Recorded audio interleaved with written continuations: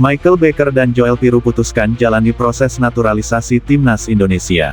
Di tengah geliat kebangkitan sepak bola Indonesia, perhatian publik ini tertuju pada dua nama berdarah Indonesia Belanda, Michael Becker dan Joel Piroe. Keduanya diketahui sedang dalam proses naturalisasi untuk memperkuat timnas Indonesia setelah sekian lama dianaktirikan oleh timnas Belanda. Langkah ini menjadi sinyal kuat bahwa Indonesia tidak lagi menjadi pelengkap dalam peta sepak bola internasional tapi mulai serius membangun skuad berkualitas dengan kombinasi darah lokal dan diaspora. Michael Becker dan Joel Piroe merupakan pemain yang tumbuh di sistem sepak bola Belanda, negara yang dikenal memiliki fondasi sepak bola terbaik di dunia.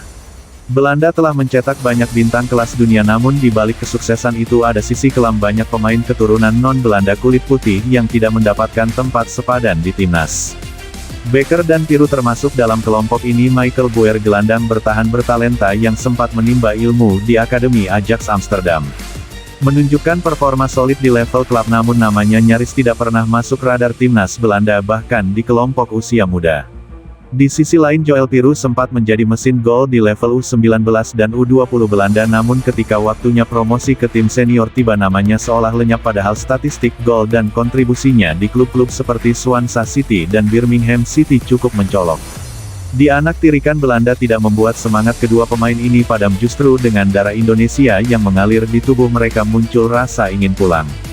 Becker memiliki darah Indonesia dari garis ibu, sementara Piroe memiliki leluhur asal Maluku. Keduanya tidak hanya melihat timnas Indonesia sebagai pelarian tapi sebagai panggilan jiwa untuk memperkuat tanah leluhur.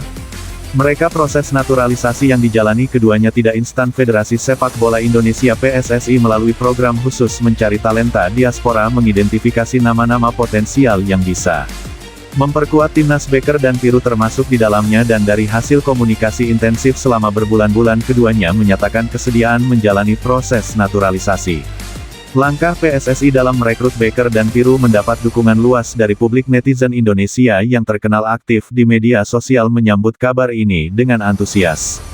Banyak yang menilai kehadiran dua pemain diaspora ini akan memperkuat skuad Garuda, terutama karena keduanya bermain di level kompetisi yang jauh lebih tinggi dibandingkan Liga 1.